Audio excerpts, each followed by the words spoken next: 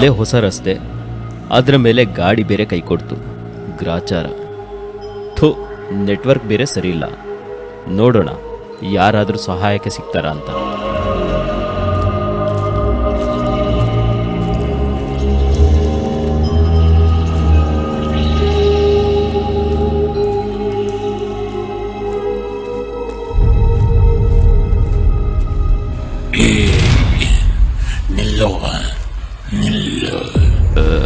ಯಾರು ಯಾರು ಯಾರು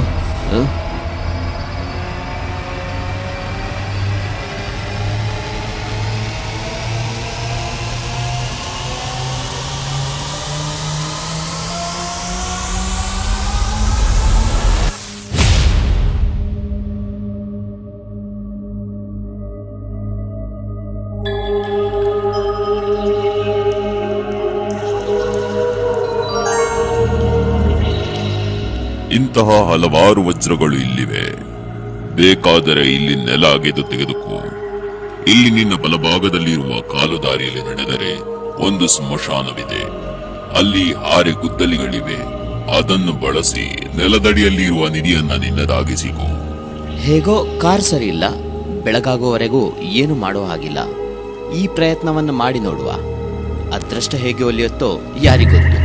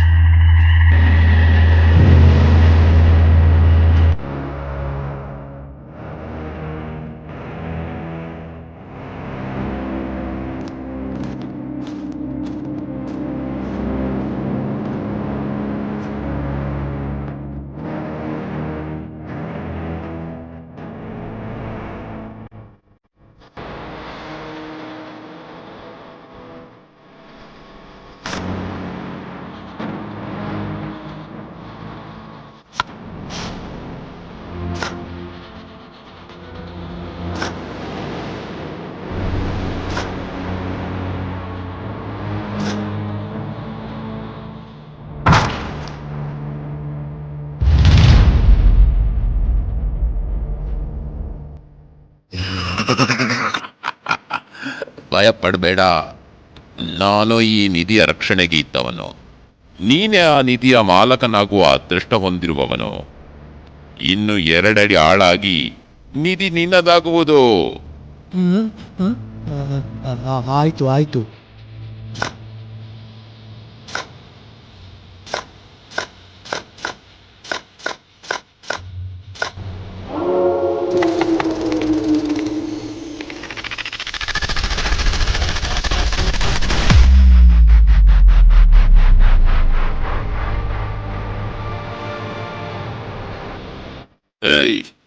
ಏನಿನ ಹೆಸರು?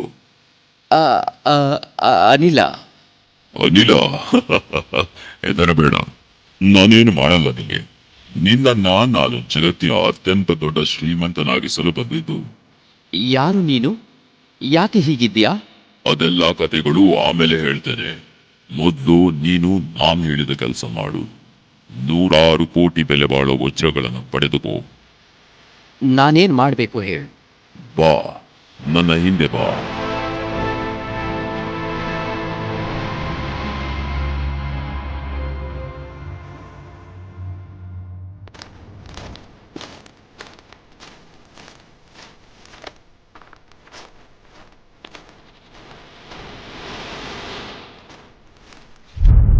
ಅನಿಲ, ಓ ಆಗೋ ಅಲ್ಲಿ ನೋಡು.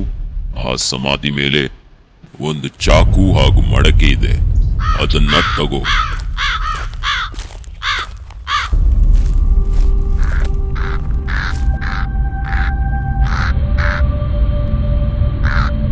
ಈಗೇನ್ ಮಾಡಬೇಕು ನಾನು? ಬಾ ನನ್ನ ಹಿಂದೆ.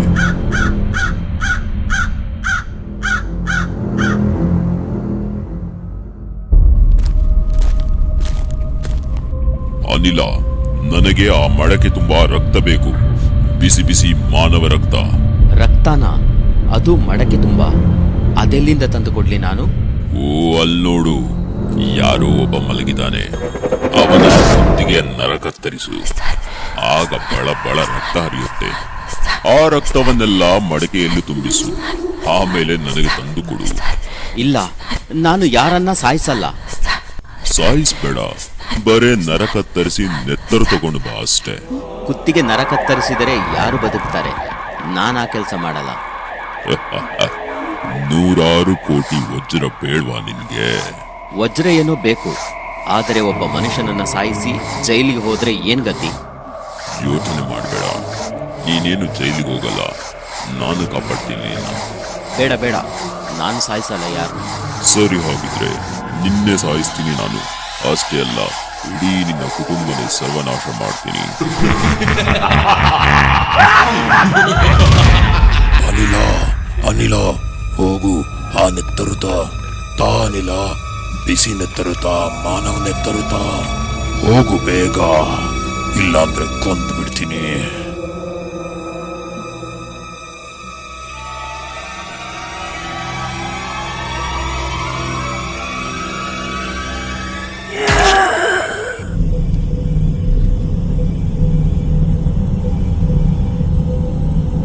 ತಗೋ ಈ ರಕ್ತ. ಆ ರಕ್ತವನ್ನ ನನ್ನ ದೇಹದ ಒಳಗೆ ಹಾಕು.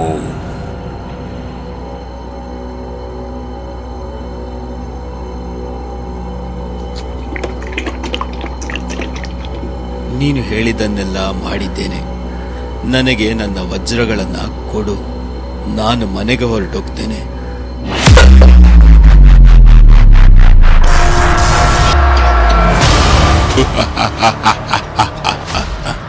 ಹೋಗು ಹೋಗು, ಆದರೆ ಮನೆಗಲ್ಲ. ನನ್ನ ಹೊಟ್ಟೆಯೊಳಗೆ ಎಷ್ಟೋ ವರ್ಷದ ಹಸಿವು, ಹಸಿಯಾದ ನರ ಮಾಂಸ, ಬಿಸಿಯಾದ ರಕ್ತದ ರುಚಿನ ಈ ನಾಲಗೆ ನೋಡದೆ ಅದೆಷ್ಟೋ ಸಮಯ ಆಗಿತ್ತು. ಮತ್ತೆ ನೀನು ಹೇಳಿದ್ದೆಲ್ಲ ಸುಳ್ಳ?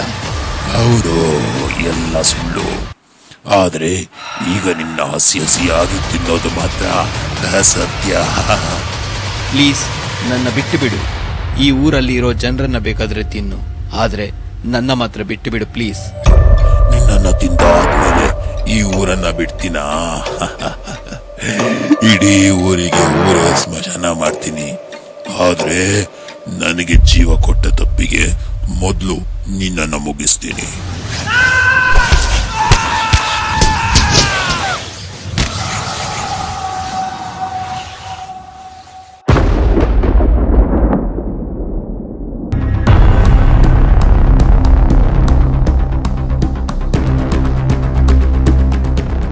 ನಾನು ಆ ಕಾಡು ರಸ್ತೆ ಬಳಿ ಇದ್ದ ಹೊಂಡವನ್ನ ನೋಡಿ ಏನೋ ಅಪಾಯ ಇದೆ ಅಂತ ಊಹಿಸಿದ್ದೆ.